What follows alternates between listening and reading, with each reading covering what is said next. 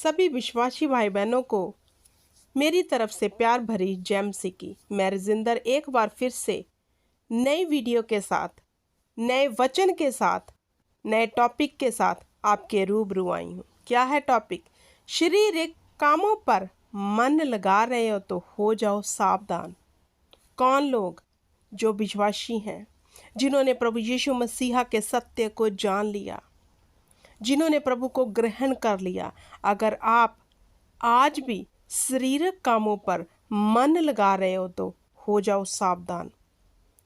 इस वीडियो को अंत तक देखना मेरे प्रिय भाई बहनों, पता चलेगा क्या है शरीर के काम और क्या है आत्मा के काम, और आज के विश्वासियों ने कैसे शरीर के कामों पर मन लगा लिया है, इस वीडियो में बताएंगे हम।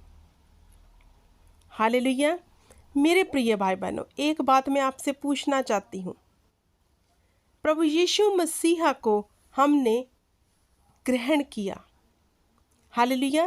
प्रभु यीशु मसीह ने हमें अपने बेशकीमती लहू से मोल ले लिया है। हालेलुया। उसने हमें खरीदा है अपना लहू बहाकर। ये जो बॉडी है हमारी, इस देही को प्रभु ने अपने लहू के द्वारा खरीदा है। हालेलुया। अब देखना ये है, जे जो प्रभु ने अपना जिंदा लहू देकर हमें मोल खरीद लिया इस बॉडी को, क्या इस बॉडी से, इस शरीर से हम प्रभु की महिमा कर रहे हैं, या फिर इसी शरीर की अभिलाषाओं में, इसी शरीर के कहने पर हमने उन्हीं बातों पर चित्त लगाया हुआ है, मन लगाया हुआ है, जिस पर मन लगाने से हमें वो सब मिलेगा जो हम जिंदगी में कभी नहीं चाहते। हालेलुया। वचन पढ़ते हैं, नीति वचन में सुलेमान क्या कहता है, 3 अध्याय उसकी 3 आयत। कृपा और सच्चाई तुझसे अलग ना होने पाए, वरन उनको अपने गले का हार बनाना और अपने हृदय रूपी पट्टियों पर लिखना, तो तू अपने परमेश्वर और मनुष्य दोनों का अनुग्रह पाएगा। हालेलुया।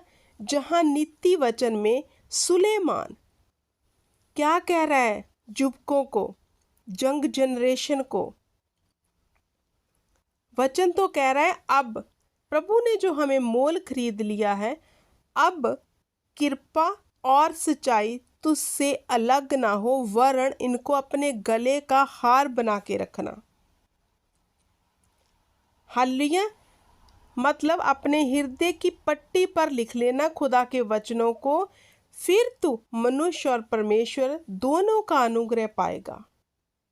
मनुष्य भी तुझ पर दया करेंगे और परमेश्वर की दया भी तुझ पर बनी रहेगी। जब खुदावंद की दया बनती है तो मनुष्य अपने आप हमारे फेवर के लिए खड़े हो जाते हैं। लेकिन ये किन लोगों के जीवन में होता है? जो शारीरिक कामों पर मन नहीं लगाते, वरन परमेश्वर के वचन के ऊपर अपना चित्त लगा के अपने शारीरिक अभिलाषाओं को अपने जीवन में कभी भी प्रबल नहीं होने देते। हालेलुया। मेरे प्रिय भाई बहनों, वचन तो कहता है कि अब तुम नई सृष्टि बन गए हो, पुरानी सब बातें बीत गई। अब देखना ये है आज चल क्या रहा है मसीह लोगों में। अन्य जाति की मैं बात नहीं करती, क्योंकि उन्होंने अभी तक सत्य को नहीं जाना। हमने सत्य को जान लिया है। हालेलुया। हमने वचन को सुन लिया है, पढ़ लिया है। हालेलुया। आज भी मसीह भाई बहन, यंग जनरेशन और मिडल वाले सभी इस नेट की दुनिया में क्या कर रहे हैं? वो अपने शारीरिक कामों के ऊपर मन लगाकर ऐसी ऐसी यूट्यूब के ऊपर वीडियोस डालते हैं। जो मसीह हैं उनकी बात कर रही हूँ, आप देख लेना। ऐसे ऐसी वीडियो अपलोड करते, ऐसे ऐसे, बेशक वो मसीह गाने हैं, उनके ऊपर डांस की वीडियो, उनके ऊपर अपनी पूरी एक्टिविटी करके दिखाना, क्या यह हमें शोभा देता है? हालेलुया। अच्छा होता कि हम इस नेट को परमेश्वर के वचन को देने के लिए इस्तेमाल करें, ताकि जब हम अंधकार में खड़े हों तो ज्योति हमारे बीच में से वहां चमक उठे। लेकिन अब हो क्या रहा है? हम ज्योति में प्रवेश किए हुए क्या कर रहे हैं?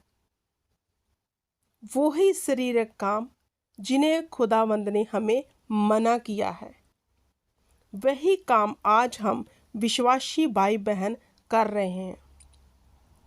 हालेलुया। रोड्स पे खड़े होकर ऐसी ऐसी सेल्फीज लेते हैं।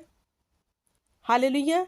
और फिर हम देखते हैं कि कितनों ने हमें कमेंट किया, कितनों ने हमारी प्रशंसा की, कितनों ने हमारी तारीफ की। ऐसा करके एक तो हम दूसरों के लिए ठोकर का कारण भी बन रहे हैं, जो परमेश्वर ने कहा तू किसी के लिए ठोकर का कारण मत बनना। तो मेरी भाई और बहनों से रिक्वेस्ट है, ऐसे अपने शारीरिक कामों को दिखाकर किसी की ठोकर का कारण भी तुम बन रहे हो तो बी केयरफुल, क्योंकि न्याय होना है। क्योंकि अब हमने सत्य को जाना हुआ है।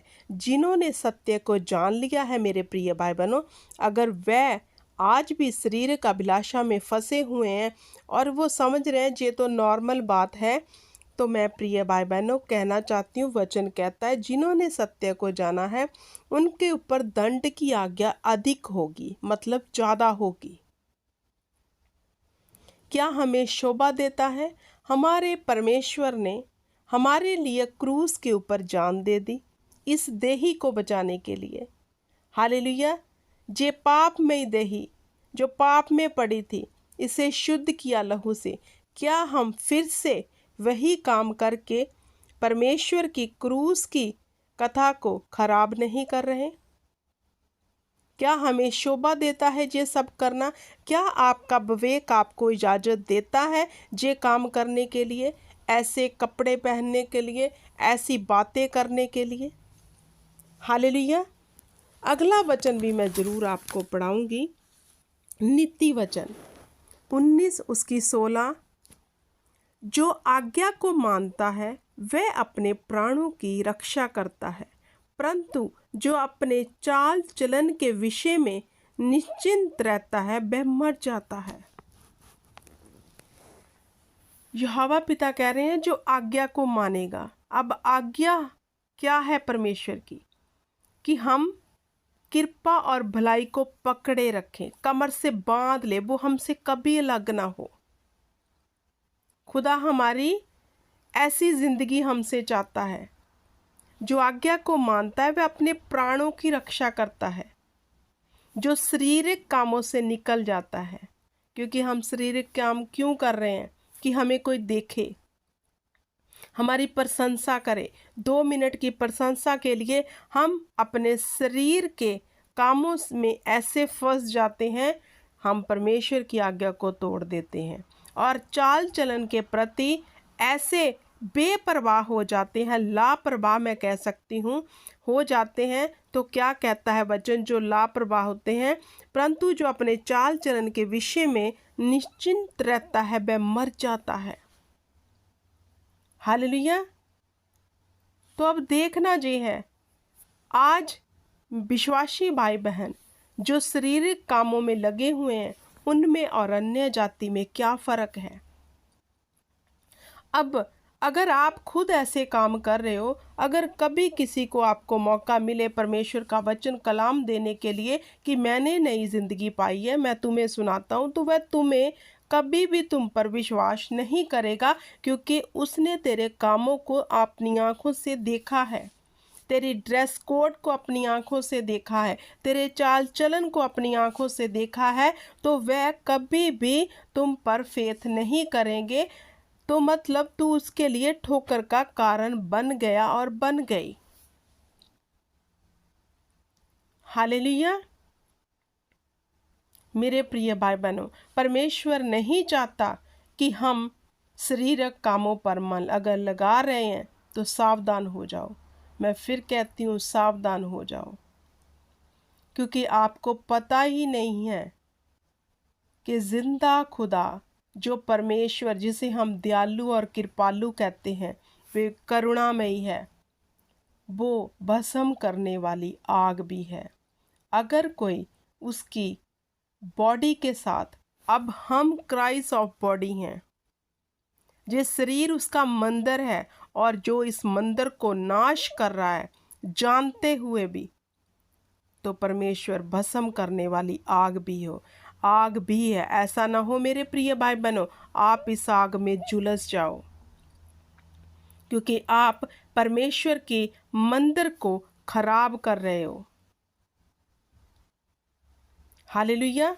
वचन में जैसे न्यू टेस्टमेंट 2 कुरिन्थियां 6 अध्याय उसकी 14 में लिखा है, वही दास्तव के जुए में फिर से मत जाओ जिससे प्रभु ने हमें निकाला है। हालेलुया। इन्हीं बातों से तो हम निकल कर आए हैं। जब रो रहे थे, गिड़गिड़ा रहे थे, दुख नहीं जा रहा, प्रॉब्लम नहीं जा रही, ऐसा हो रहा है, तो हमें सत्य का पता चला। प्रभु यीशु के बारे में हमें किसी ने बताया, हमने प्रभु को ग्रहण किया, नया जीवन पाया। जब नया जीवन मिल गया, उसे संभाल कर हमने नहीं रखा। हालेलुया। जब नया जीवन मिल गया, उसे संभाल कर हम नहीं रख पाए। वो उधार जो हमें फ्री में मिला, उस उधार में हम बने नहीं रहे, तो क्या हुआ, वही बातें, वही दास्तव के जुए में हम फिर गए, फिर वापस चले गए, नहलाया धुलाया, फिर कीचड़ में फंस गए। आपको लगता है सेल्फी लेकर नेट के ऊपर डाल देना और कमेंट्स चेक करना, और अलग अलग तरह के कमेंट्स आते हैं, आपको देख के कितने लोग ठोकर का कारण बनते होंगे, कितनी बहनें ठोकर का कारण बनती होगी, कितने भाई ठोकर का कारण बनते होंगे। तो क्या आप दोबारा वही दास्तव के जुए में नहीं फंस गए हो? हालेलुया। तो मेरे प्रिय भाई बहनों, केयरफुल हो जाओ अपनी लाइफ से। आपको लगता है सेल्फी है, फोटो है, क्या हो गया? आपको लगता है ऐसे स्टाइलिश बनकर हम घूमेंगे और उस पर मसीह सॉन्ग लगाएंगे, क्या कोई दूसरा देखकर हमसे प्रभावित नहीं होगा? क्या हम उसके लिए ठोकर का कारण नहीं बन गए, उसी वक्त बन गए।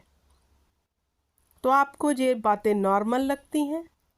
क्या आप दूसरों को शुभ समाचार देने जाओगे जब तक आपके और हमारे अंदर ही ये बीज नहीं है? हमने ही अपने आप को नया नहीं बनाया, क्योंकि हम तो फिर से वही जुए में जा फंसे। क्या कहता है वचन? ज्योति और अंधकार का क्या संगति।